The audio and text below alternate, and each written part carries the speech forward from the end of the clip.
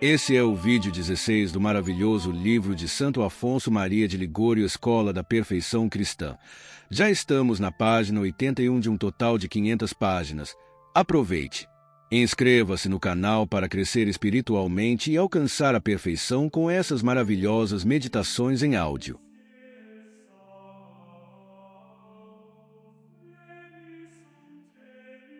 Terceiro.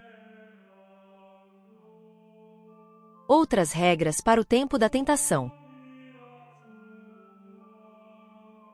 Quem aspira à perfeição deve estar resolvido a deixar-se antes retalhar que deliberadamente dizer uma mentira ou cometer qualquer outro pecado, por menor que seja. Se, porém, chegar, por desgraça, a cometer um pecado deliberado ou indeliberado, não se deixe perturbar nem inquietar. A inquietação nunca provém de Deus, mas é uma tentação do demônio. É uma fumaça que se eleva no reino da perturbação do inferno. O demônio nola sugere porque, na expressão de São Luís, gosta de pescar nas águas turvas. Primeiramente, inquieta-se uma alma em semelhante circunstância por ter cometido uma falta e, em seguida, por se ter inquietado. Ora, em tal estado de perturbação, ela não só se tornará incapaz de praticar o bem, mas até chega a cometer facilmente muitas faltas, como impaciências, desatenções, entre outras. Por isso, quando se tiver cometido uma falta, é preciso humilhar-se e recorrer imediatamente a Deus. Deve-se então fazer um ato de amor a Deus, de dor e contrição, renovar o propósito de se emendar e pedir com toda a confiança a assistência divina, dizendo: Senhor, eis o que posso por mim mesmo. Se me retirardes vossa mão, farei coisas ainda piores. Amo-vos, Senhor, arrependo-me do desgosto que vos dei, não quero mais renová-lo. Concedei-me o auxílio que de vós espero. Feito isto, a alma deve aquietar-se como se não tivesse cometido falta alguma. Se no mesmo dia tornar a cair, faça novamente o mesmo. E se cair 100 vezes deve proceder da mesma maneira, humilhar-se, reerguer-se e nunca ficar prostrada. Devemos bem notar que não procede da humildade, mas do orgulho, o perturbar-nos depois da falta cometida. Nós não nos afligimos então mais por causa da vergonha que sentimos em aparecer diante de Deus com essa mancha, do que por causa do desgosto que com ela lhe causamos. É o motivo por que não devemos nos perturbar depois de cometer uma falta, mas humilhar-nos e julgar-nos capazes de cometer não só essas, mas também outras ainda maiores. Façamos, portanto, um ato de amor a Deus e conservemo-nos em paz. Procedendo assim, as faltas, longe de nos separar de Deus, ainda mais nos unem a Ele. Segundo as palavras do apóstolo, aos que amam a Deus todas as coisas cooperam para o bem.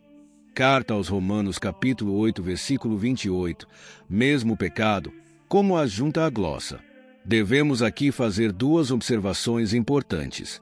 Primeiramente, devemos saber que algumas tentações devem ser vencidas por atos positivamente contrários.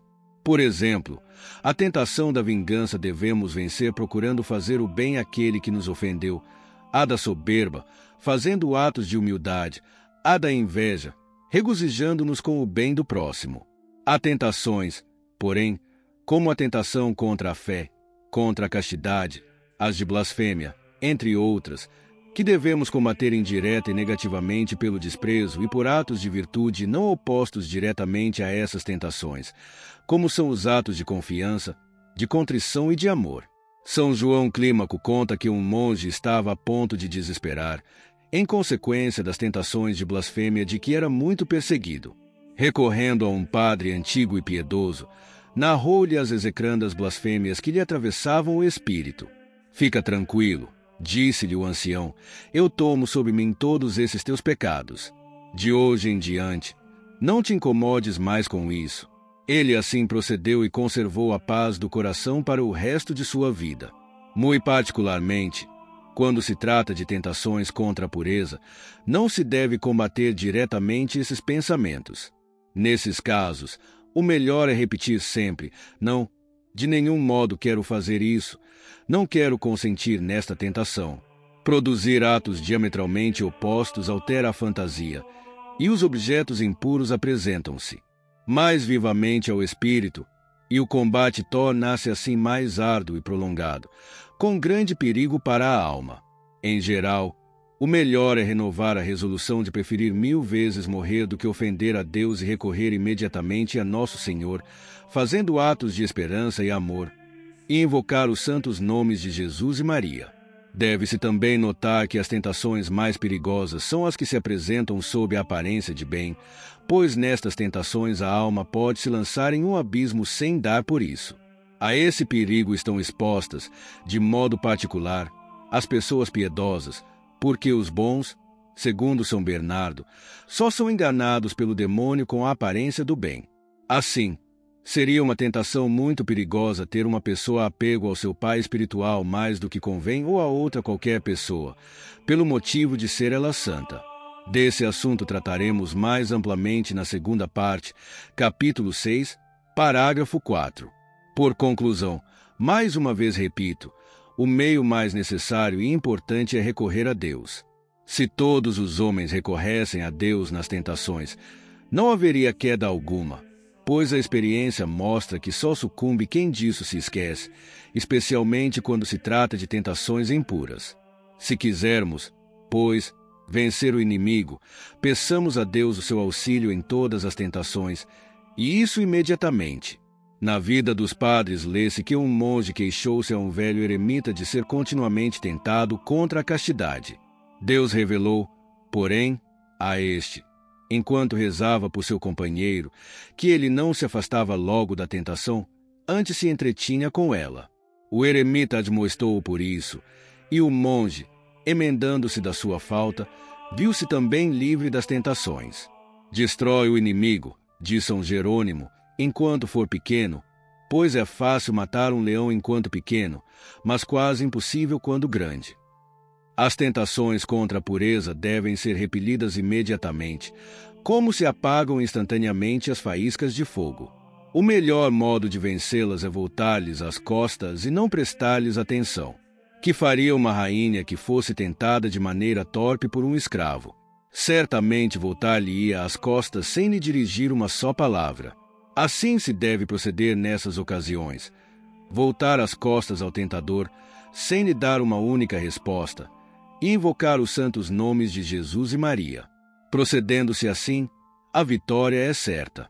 Logo que sentires uma tentação, faze como as crianças que veem o lobo. Escreve São Francisco de Sales, e corre imediatamente para os braços de seu pai ou de sua mãe. Recorre também, com confiança filial, a Jesus e Maria, que será socorrido. Se então, apesar disso, a tentação persistir, cuidemos em não ficar perplexos ou impacientes, porque o demônio poderia tirar proveito de uma tal confusão e arrastar-nos à queda.